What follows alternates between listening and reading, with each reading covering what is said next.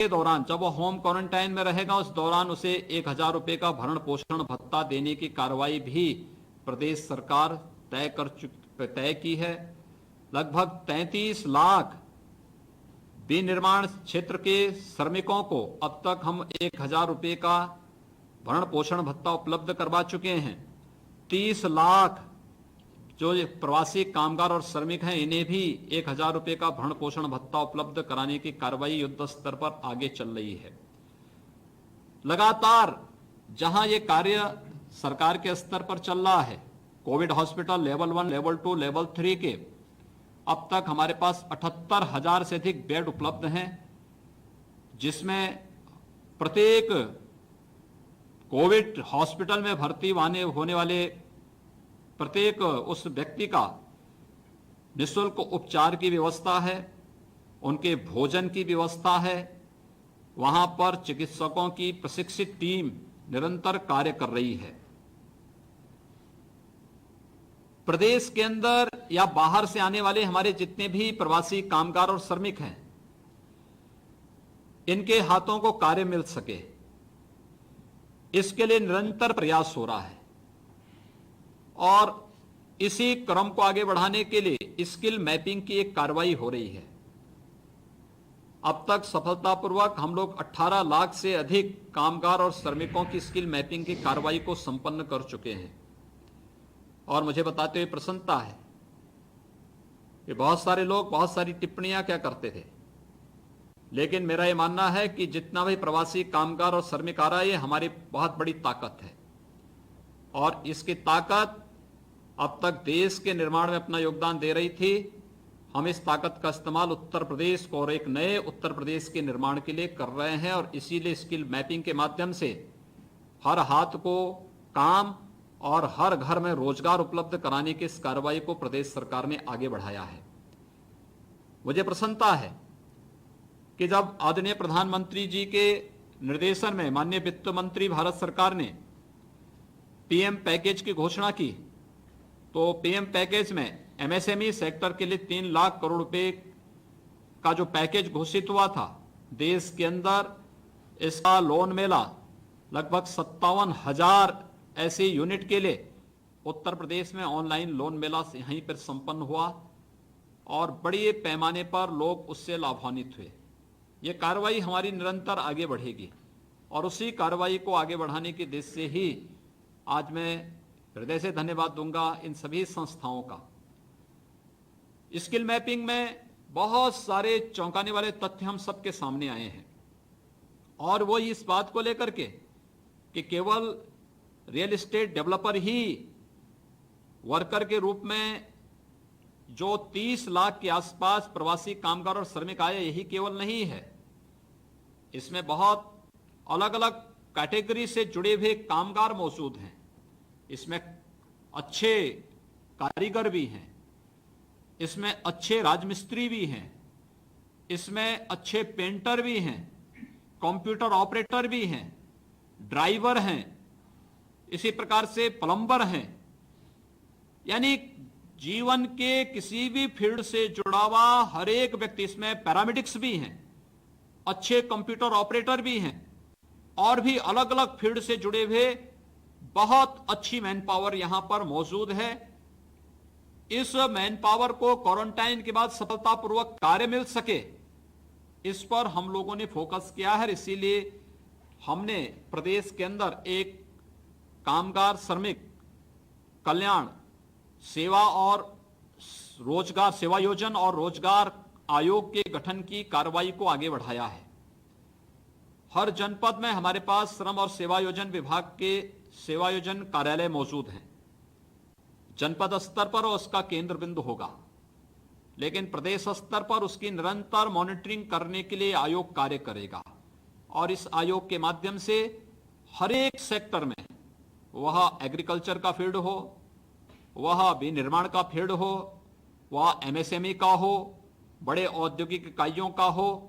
या किसी भी अन्य क्षेत्र का हो, उस प्रत्येक फील्ड में हर एक श्रमिक की सामाजिक और आर्थिक सुरक्षा की गारंटी लेने के साथ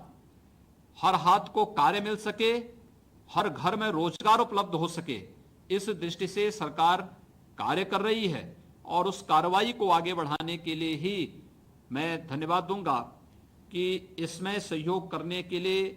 यहाँ पर इंडियन इंडस्ट्रीज एसोसिएशन, फिक्की, लघु उद्योग भारती और नालडेको जैसी संस्थाओं ने अपनी रुचि दिखाई है। रुचि दिखाने के साथ ही इन्होंने लगभग आज हमें यहाँ पे 11 लाख कामगार और श्रमिकों को उपलब्ध कराने की एक सूची हमें उपलब्ध कराई है कि इतने लोगों को ये लोग व्यवस्थित रूप से अपने अलग अलग उद्यम में, अलग अलग फील्ड के कार्यों में रोजगार और नौकरी उपलब्ध करवाने की कार्रवाई करेंगे। मैं हृदय से आप सबका धन्यवाद करता हूं।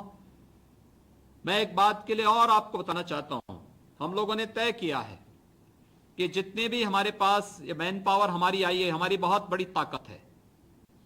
और इस ताकत का इस्तेमाल करते हुए हम लोग इन्हें जहां सामाजिक और आर्थिक सुरक्षा की गारंटी देने जा रहे हैं, वहीं साथ ही साथ स्किल मैपिंग का उद्देश्य इनके स्किल डेवलपमेंट को भी आगे बढ़ा करके इन्हें सामाजिक और आर्थिक सुरक्षा के साथ जोड़ने की कार्रवाई का हिस्सा है। एमएसएमई इनके एक निश्चित ट्रेनिंग के कार्यक्रम को भी लेने जा रही है। हम लोग पहले से ही 15 से 16 ग्रामीण क्षेत्र की उन कारीगरी को पहले से ही प्रशिक्षित दे करके टोल किट उपलब्ध कराने की कार्रवाई कर रहे हैं। विश्वकर्मा श्रम सम्मान के माध्यम से प्रदेश के अंदर व्यापक पैमाने पर ऐसे लोगों को स्वावलंबन की ओर जोड़ने की एक बड़ी कार्रवाई हम लोगों ने प्रारंभ की है। हमारे पास वन डिस्ट्रिक्ट वन प्रोडक्ट में इसकी व्यापक संभावनाएं बनी हुई हैं और मेरा मानना है कि जितना हमारे पास पोटेंशियल है, जितने हमारे पास यूनिट हैं, सूक्ष्म है, लघु मध्यम उद्यम में और गांव-गांव और घर-घर में छुपे हुए उन रोजगार की संभावनाओं को प्रोत्साहित करने के लिए सरकार व्यापक पैमाने पर कार्य कर रही है। स्टेट लेवल बैंकर्स कमेटी के साथ हमारी बैठकें हो चुकी हैं। ये कार्रवाई निरंतर आगे बढ़ रही है। इसमें इन सभी संस्थाओं, इन चारों संस्थाओं ने, चाहे वह इंडियन इंडस्ट्रीज एसोसिएशन हो, फिक्की हो या लघु उद्योग भारती या नालडेको जैसी संस्थाओं ने उत्तर प्रदेश के इस पोटेंशियल को हाथों हाथ लेकर के जो रुचि दिखाई है, मैं हृदय से इन सब को धन्यवाद देता हूं और मैं इस चीज के लिए उन्हें आश्वस्त भी करता हूं कि प्रदेश सरकार ने अपने यहां अपने कामगार और श्रमिक भाइयों बहनों के लिए व्यापक सुधार की कार्रवाई को आगे बढ़ाया है। जितने भी हमारी पॉलिसीज थी, इसमें व्यापक संशोधन भी हो रहे हैं, निवेश को आकर्षित करने के लिए भी और विकास की गति में एक तीव्रता लाने के लिए भी हमने सभी कार्यों को तेजी के साथ आगे बढ़ाने की कार्रवाई की है। एमएसएमई सेक्टर में भी व्यापक संशोधन हम लोग करने जा रहे हैं। साथ साथ हम लोगों ने उत्तर प्रदेश में यूपी सीडा जैसी संस्थाओं को भी इस बारे में कहा है कि भूमि की उपलब्धता के लिए वह लैंड बैंक बनाने के साथ ही कार्रवाई को त्वरित निस्तारण करने की कार्रवाई को भी आगे बढ़ाने की कार्रवाई तेज करें। मैं स्वयं भी इनकी समीक्षा, हमारे सभी मंत्रीगण अपने अपने कार्यों की निरंतर समीक्षा करते हुए इसमें एक स्पीड तो ला ही रहे हैं, लेकिन हम लोग स्वयं भी मैं उसकी समीक्षा करते हुए जहां कहीं गतिरोध है उस गतिरोध को दूर करने की कार्रवाई भी हम लोग युद्ध स्तर पर कर रहे हैं। मुझे पूरा विश्वास है कि आज जो ये एमओयू यहाँ पर इन 4 संस्थाओं के साथ आज संपन्न हो रहा है, निश्चित ही जो एक तमन्ना हमारे प्रत्येक विभाग की है, औद्योगिक विकास विभाग की या फिर सूक्ष्म लघु और मध्यम उद्यम और निर्यात प्रोत्साहन विभाग की, श्रम और सेवायोजन विभाग की, तीनों विभागों के मंत्री स्वयं यहाँ पर मौजूद हैं और मुझे विश्वास है कि एमओयू एक नई गति पकड़ करके देश के अंदर इस फील्ड में कार्य करने वाले कामगार और श्रमिकों के जीवन में फिर से एक नई खुशहाली लाने का कार्य करके एक नए उत्तर प्रदेश के निर्माण में अपनी भूमिका को फिर से रेखांकित करेगा। मैं एक बार फिर से आप सभी संस्थाओं का हृदय से धन्यवाद देता हूं। 11 लाख से अधिक हमारे कामगार और श्रमिकों की ताकत को समझने और उन्हें फिर से उनके आर्थिक स्वावलंबन को के साथ जोड़ने के लिए उत्तर प्रदेश सरकार के साथ आज जो समझौता ज्ञापन यहाँ पर आज संपन्न हो रहा है, मुझे विश्वास है कि इसे हम निरंतरता देते हुए प्रदेश की इस ताकत का इस्तेमाल प्रदेश के विकास और देश के विकास में कर पाएंगे। मैं आप सबका हृदय से एक बार फिर से धन्यवाद देता हूं और विश्वास करता हूं कि यह न केवल हमारे कामगार और श्रमिकों के जीवन में अपितु उत्तर प्रदेश और देश के जीवन में भी खुशहाली लाने का कार्य करेगा। आप सबके प्रति हृदय से धन्यवाद।